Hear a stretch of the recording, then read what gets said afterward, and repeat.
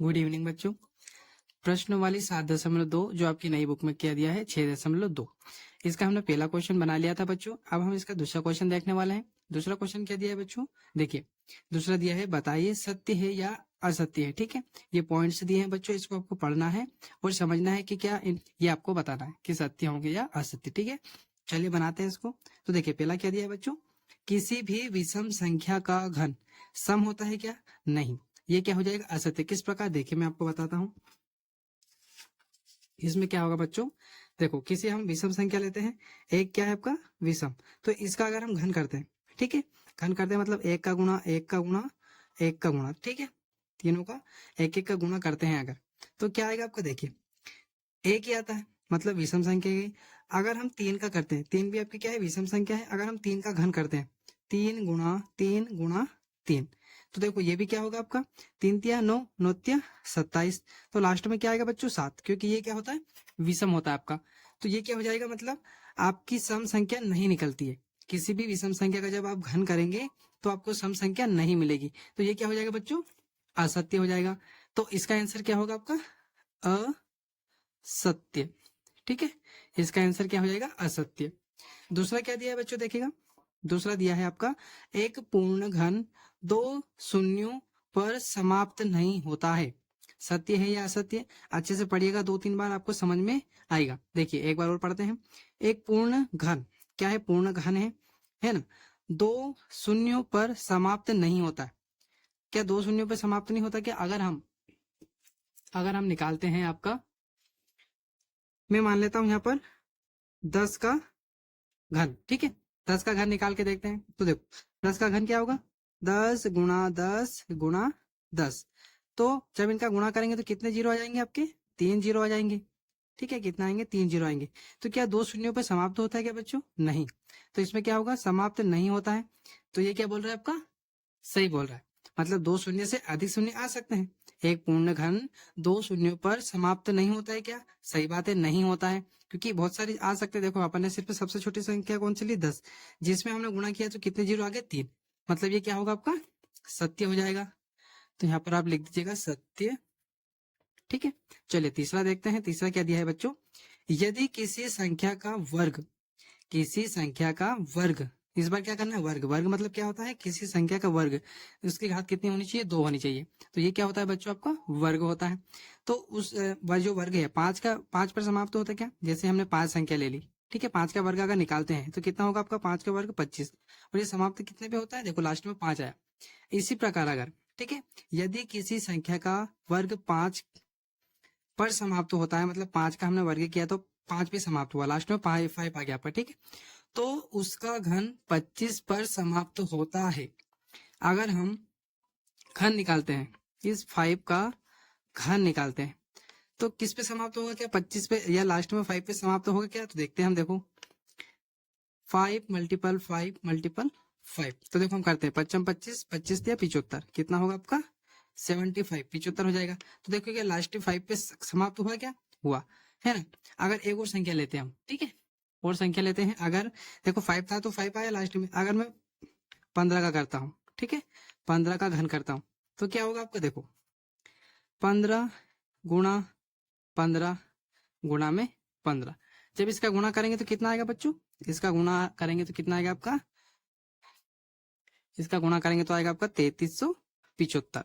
तो देखो ये क्या 5 पे हुआ क्या, दो संख्या देखो नहीं हुआ ना, 5 पे हुआ है, तो ये क्या होगा आपका असत्य हो जाएगा। क्या हो जाएगा आपका असत्य। तो यहाँ पर हम क्या लिख देंगे, आपका असत्य लिख देंगे। तो मैं यहाँ लिख देता हूँ, तीसरा क्या होगा आपका असत्य। ठीक है, क्या हो जाएगा तीसरा आपका असत्य हो जाएगा। चलिए चौथा देखते हैं, क्या दिया है चौथा आपका, ऐसा कोई पूर्ण घन नहीं है जो 8 पर समाप्त होता हो। ऐसा कोई पूर्ण घन है क्या, नहीं है क्या, जो 8 पर समाप्त होता हो।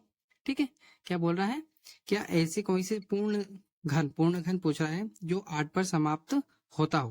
पहले यहाँ क्या बोला, ऐसा कोई पूर्ण घन नहीं है जो 8 पर समाप्त होता हो, तो ये क्या हो जाएगा असत्य हो जाएगा।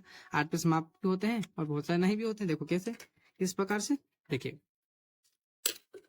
अगर अपन यहाँ पर 2 का करते हैं, 2 का मैं करता हूँ घन, तो 2 का घन कितना होता है बच्चों, 2 × 2 गुणा 2 करेंगे तो कितना आएगा इसका, 2 को 2 2 4, 4 4 4 2 8 आ जाएगा। तो देखो ये तो हुआ समाप्त, ठीक है। पर मैं अगर यहाँ पर क्या करता हूँ, 4 का घन करता हूँ, तो 4 का करता हूँ तो देखो 4 गुणा में 4, तो इसका क्या होगा, 4 चुक 16, 16 चुक 64। ये क्या 4 पे हुआ क्या, मतलब 8 पे हुआ क्या, नहीं, क्योंकि लास्ट में क्या आ गया, 4 आ गया, मतलब क्या होगा आपका, नहीं हो सकता। तो इसका क्या लिखेंगे हम, असत्य हो जाएगा आपका, ठीक है। तो चौथा क्या होगा बच्चों, चौथा आपका होगा असत्य, ठीक है। क्या हो जाएगा आपका, असत्य हो जाएगा। चलिए पांचवा देखते हैं, पांचवा क्या दिया है, 2 अंकों की संख्या का घन 3 अंकों वाली संख्या हो सकती है क्या। मैं बोलूं कि 2 संख्या वाली, जैसे कि हम मान लेते हैं यहाँ पर, मैंने मान लिया आपका 10 मान लिया, ठीक है। 10 का अगर हम घन करते हैं तो ये कितनी संख्या है, 2 संख्या से मिलकर बनाना, 1 और 0 से मिलकर बनाना, तो 2 संख्या का घन। ये बोला है 2 अंकों की संख्या का घन क्या 3 अंकों वाली संख्या हो सकती है क्या, मतलब इसका आंसर निकालेंगे तो क्या 3 संख्या वाली हो सकता है क्या।